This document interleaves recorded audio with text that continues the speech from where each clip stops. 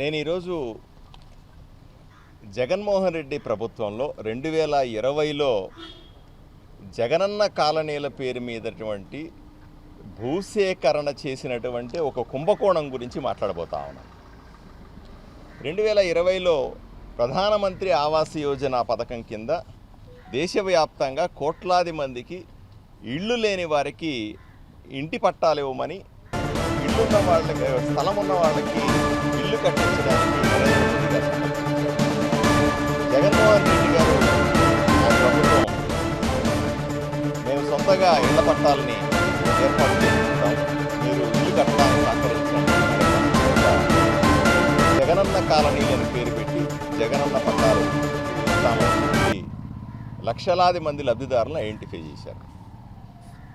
రాష్ట్ర వ్యాప్తంగా అన్ని నియోజకవర్గాల్లో కూడా భూసేకరణ చేసినారు. అంతవరకు బాగానే ఉంది.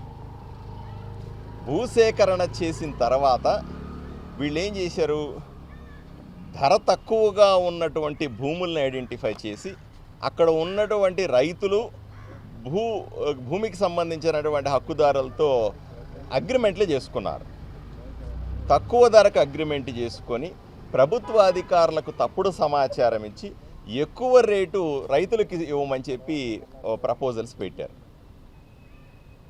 ఆ విధంగా రైతుల అగ్రిమెంట్ ఆ డబ్బులు మాత్రమే వాళ్ళకి చేరింది, మిగిలిన డబ్బులంతా కూడా వీళ్ళు తినేశారు.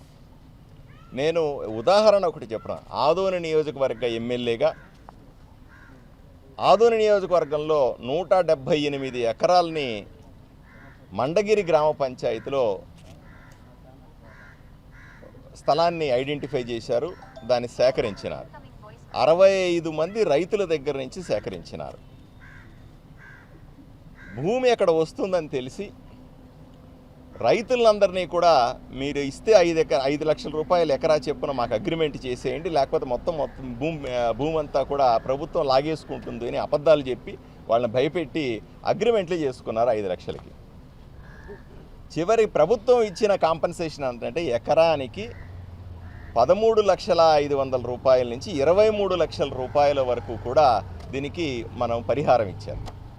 వీళ్ళు ముందుగా అగ్రిమెంట్లు చేసుకున్నారు కదా, సో 5 లక్షల రూపాయలు చెప్పిన మీకు అగ్రిమెంట్లు చేసుకున్నారు కాబట్టి 5 లక్షలు మీరు తీసుకోండి, ఆ 13,50,000 రూపాయల నుంచి 23 లక్షల వరకు ఉన్నటువంటి నష్టపరిహారాన్ని అంతా కూడా మాకు ఇచ్చేయండి అని లాక్కున్నారు. కొంతమంది రైతులు ప్రశ్నించినారు, ఎందుకు ఇలా చేస్తున్నారు అంటే వాళ్ళని భయపెట్టినారు, బెదిరించినారు, పోలీస్ కేసులు పెడతామని చెప్పినారు. ఏదో రకంగా గూండాయిజం, రౌడీయిజం వాడి వాళ్ళని అధికారాన్ని అడ్డం పెట్టుకొని వాళ్ళని వంచుకున్నారు. ఇంకో విచిత్రం బయటపడతా ఉంది. వీళ్ళందరికీ కూడా ప్రత్యేకంగా బ్యాంక్ అకౌంట్లు ఓపెన్ చేసి దాన్ని పైన అధికారులకు ఇచ్చి ఆ అకౌంట్లో డబ్బులు పడేలాగా చేసి దానికి సంబంధించిన పాస్ పుస్తకాలు, ముందుగా సంతకం పెట్టుకున్న చెక్కులు కూడా వాళ్ళ దగ్గర పెట్టుకొని డబ్బులు డ్రా చేసుకున్నారని ఈరోజు బాధితులంతా కూడా వాపోతా ఉన్నారు. ఆదోని ఒక్క నియోజకవర్గంలోనే 24,03,00,000 రూపాయలకు సంబంధించినటువంటి భూసేకరణకు సంబంధించినటువంటి డబ్బులు పడినాయి రైతులకు, 65 మంది రైతులకి. దీంట్లో రైతులకు చేరింది కేవలం 9 కోట్ల రూపాయలు మాత్రమే. 15 కోట్ల రూపాయలు వీళ్ళు రైతులకు రావాల్సిన డబ్బుల్ని లాక్కున్నారు. వివిధ మార్గాలను వాడినారు, దౌర్జన్యాలు చేసినారు, వాళ్ళని భయపెట్టినారు, పోలీసులతో బెదిరించినారు. నేను ఈరోజు కలెక్టర్ గారి దగ్గరికి వచ్చి కంప్లైంట్ ఇస్తా ఉన్నాను. ఆదోని ఒక్క నియోజకవర్గంలోనే ఇలా జరిగితే, ఇంత పెద్ద 15 కోట్ల రూపాయల కుంభకోణం జరిగితే జిల్లా వ్యాప్తం, కర్నూలు జిల్లా వ్యాప్తంగా, రాష్ట్ర వ్యాప్తంగా ఉన్నటువంటి 175 నియోజకవర్గాల్లో ఎంత పెద్ద కుంభకోణం అంటే సుమారుగా 2,500 కోట్ల రూపాయల కుంభకోణం ఇది. ప్రభుత్వం మారింది, ఎన్డీఏ ప్రభుత్వం వచ్చింది. గౌరవ ముఖ్యమంత్రి చంద్రబాబు నాయుడు గారైనా, గౌరవ ఉప ముఖ్యమంత్రి పవన్ కళ్యాణ్ గారి మీదైనా అపారమైన నమ్మకంతో రైతులు, ప్రజలు ఎదురు చూస్తూ ఉన్నారు. రాష్ట్ర ఆదోనిలో 65 మంది రైతులు ఏ విధంగా బాధపడతా ఉన్నారో రాష్ట్ర వ్యాప్తంగా వేలాది మంది రైతులు భూమి పోగొట్టుకొని, ఆలోచన చేయండి ఒకసారి, తరతరాలుగా ఉన్నటువంటి ఆస్తి పోగొట్టుకున్నారు. కూలి నాలి చేసుకోవడానికి లేదా పొలం చేసుకోవడానికి ఉన్న పొలాన్ని పోగొట్టుకున్నారు. పోనీ దానికి తగ్గట్టుగా ప్రభుత్వం న్యాయంగా ఇచ్చిన డబ్బులు ఏమైనా వాళ్ళ ఇళ్ళకి చేరినాయి అంటే అది కూడా ఎమ్మెల్యే సాయిప్రసాద్ రెడ్డి ఆదోనిలో అయితేనేమి, వాళ్ళ అనుచరులు అయితేనేమి, వాళ్ళ పేర్లన్నీ రాశాను దీంట్లో. అలాగే రాష్ట్ర వ్యాప్తంగా అప్పట్లో ఉన్నటువంటి వైఎస్ఆర్సీపీ ఎమ్మెల్యేలు, ఎంపీలు, మంత్రులు, సాక్షాత్తు ముఖ్యమంత్రి అందరూ కలిసి 2,500 కోట్ల రూపాయలు డబ్బులు కొట్టేశారు. ఆలోచన చేయండి, ఎవరి డబ్బు ఇది? పేద రైతుకు చెందాల్సిన డబ్బులు ఇవి. వాళ్ళ కష్టార్జితమో తాతల తండ్రుల ఆస్తి అది. వాళ్ళకి న్యాయం చేయాల్సిన అవసరం ఎన్డీఏ ప్రభుత్వం మీద ఉంది. నేను అందువల్లే కలెక్టర్ గారికి ఇచ్చాను, మళ్ళీ పోయి ముఖ్యమంత్రి గారికి కూడా మరింత విశదీకరిస్తాను. అన్యాయం అయిపోయినటువంటి వేలాది మంది రైతులకు రాష్ట్ర వ్యాప్తంగా, ముఖ్యంగా నేను ఎమ్మెల్యేగా ఉన్న ఆదోనిలో ఉన్నటువంటి 65 మంది రైతులు ఎవరైతే ఉన్నారో, కోట్లాది రూపాయలు పోగొట్టుకున్నారో, వాళ్లకు న్యాయం చేయాల్సిన అవసరం ఉంది. వాళ్ళకి డబ్బులు ఇప్పించాల్సిన అవసరం, ప్రభుత్వం దగ్గర నుంచి ఎంత డబ్బులు వెళ్ళినాయో అది చేర్చాల్సిన అవసరం ఉంది. ఎవరైతే ఈ కుట్రకు పాల్గొన్నారో ఆ వైఎస్ఆర్సీపీ ఎమ్మెల్యేలందరూ కూడాను, ఎంపీలందరూ కూడాను, మంత్రులందరూ కూడాను, జగన్మోహన్ రెడ్డి గారు ముఖ్యమంత్రిగా దీనికి బాధ్యత వహించాలి.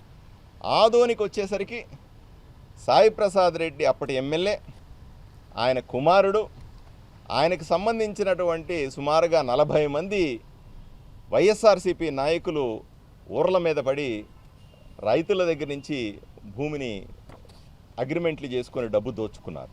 వీళ్ళందరి మీద కూడా చట్టపరమైనటువంటి చర్యలు తీసుకోవాలి, వీళ్ళని శిక్షించాలి.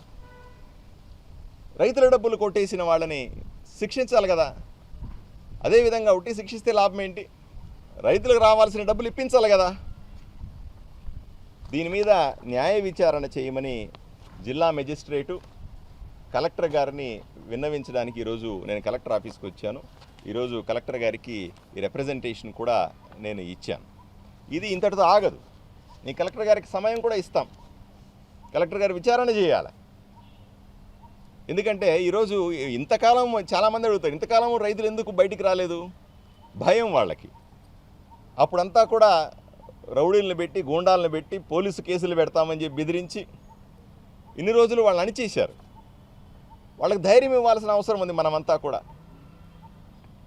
వాళ్లకు అయ్యా మీ పోయిన డబ్బులు మేము ఇప్పిస్తాం, మేము రైతుల వైపున ఉండేటువంటి ప్రభుత్వం మాది, మేమంతా కలిసి మీకు డబ్బులు ఇప్పిస్తాం, మీరు ధైర్యంగా ఉండండి, మీకు ఎంత న్యాయం జరిగిందో వచ్చి కంప్లైంట్ చేయమంటే అందరూ వస్తారు. ఆదోనిలో 65 మంది రైతులు వస్తారు, జిల్లా వ్యాప్తంగా ఉన్నటువంటి 300-400 మంది రైతులు వస్తారు, రాష్ట్ర వ్యాప్తంగా ఉన్నటువంటి వేలాది మంది రైతులు వాళ్ళకి జరిగిన అన్యాయాన్ని చెప్పుకోవడానికి ముందుకు వస్తారు. అటువంటి పరిస్థితులు కల్పించాల్సిన బాధ్యత కూడా కర్నూలులో కలెక్టర్ గారిది, ఎస్పీ గారిది. అలాగే రాష్ట్ర వ్యాప్తంగా మనం ఆ రకమైన పరిస్థితిని కల్పించగలిగితే తప్పనిసరిగా రైతులకు మంచి చేసిన వాళ్ళం అవుతాం. రైతు ప్రభుత్వం మనం ఏదైతే చెప్పుకుంటామో, న్యాయం చేయగలిగే ప్రభుత్వం ఏదైతే చెప్పుకుంటామో అది నిజం చేయడానికి ఇది మొదటి అడుగుగా నేను భావిస్తూ ఈ రిప్రజెంటేషన్ని కలెక్టర్ గారికి ఇచ్చాను. కలెక్టర్ గారు తప్పనిసరిగా దీని మీద చర్య తీసుకుంటారు, విచారణ చేస్తారు. ఇంతటితో ఆగదు, ఒకటొకటే బయటికి వస్తాయి అన్నీ కూడా. దీంతో అవసరమైతే దీన్ని ప్రభుత్వం దృష్టిలో కానీ లేదా మిగిలిన దర్యాప్తు సంస్థలు ఏదైతే ఏసీబీ ఉంది, ఎందుకంటే దీంతో విపరీతమైన అవినీతి తప్పనిసరిగా ఏసీబీ అట్రాక్ట్ చేస్తుంది. అలాగే విపరీతమైన నల్లధనాన్ని వీళ్ళు కూడేసుకున్నారు. దీనికి సంబంధించి సిబిఐ, ఈడీ కేసులు వస్తాయి. అలాగే దీంట్లో జరిగినటువంటి కుంభకోణాల మీద వివిధ ప్రభుత్వ దర్యాప్తు సంస్థల ద్వారా విజిలెన్స్ అయితేనేమి, స్టేట్ విజిలెన్స్, సెంట్రల్ విజిలెన్స్ అయితేనేమి, ఇవన్నీ కూడా ఇన్వాల్వ్ అయ్యి తప్పనిసరిగా రైతులకు న్యాయం చేస్తారని నమ్మకం నాకుంది. అలాగే దీంట్లో ఇన్వాల్వ్ అయినటువంటి వాళ్ళందరికీ కూడా చట్టపరంగా శిక్ష పడాలని తప్పనిసరిగా నేను డిమాండ్ చేస్తా ఉన్నాను. నేను ఎమ్మెల్యే అయిన తర్వాత చాలామంది రైతులు వచ్చి జరిగిన అన్యాయం చెప్తా ఉన్నారు, కానీ భయపడతా ఉన్నారు. నేను ఎప్పుడు చెప్తాను, పత్రికల సమావేశం పెడతాను, వచ్చి చెప్పండి, లేదు మీడియాకి వెళ్ళి చెప్పండి అని అంటే వాళ్ళకి భయం ఉంది. సార్ కొడతారేమో సార్, తిడతారేమో సార్, గూండాలు సార్, ఇట్లాంటి భయానకమైన వాతావరణం. నేను వాళ్ళకి హామీ ఇచ్చాను, మీకు భద్రత కల్పించే బాధ్యత నాది. నా నియోజకవర్గం వరకు నేను చేసుకోగలను, కర్నూలు జిల్లాలో చేయగలను.